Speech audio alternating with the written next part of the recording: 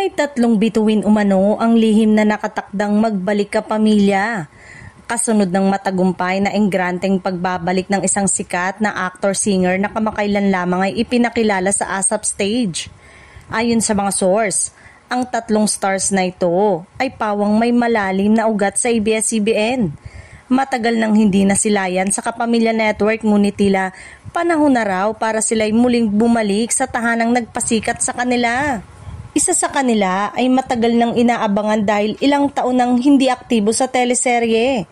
Pero matunog ang balitang handa na uli itong humarap sa kamera. Ang ikalawa naman ay A-list leading lady na unang sumikat sa mga iconic kapamilya dramas. At noon pa man ay isa sa pinakahinahanap-hanap tuwing award season. Samantala, ang ikatlo ay isang performer, primetime favorite na naging usap-usapan ng lumipat sa ibang istasyon.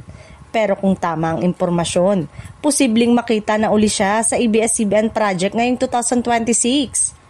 Wala pang kumpirmasyon mula sa management pero matapos ang bigating homecoming ng ilang stars na umalis sa ABS-CBN, marami ang naniniwala na hindi ito ang huling sorpresa dahil on the road na ang kapamilya para sa mas engrandeng pagbabalik ng kanilang mga dating bituin.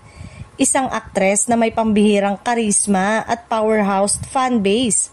Isang multi-awarded dramatic actress na matagal ding nawala sa spotlight. At isang action drama star na bago lumipat ay isa sa mga mukha ng Kapamilya Primetime.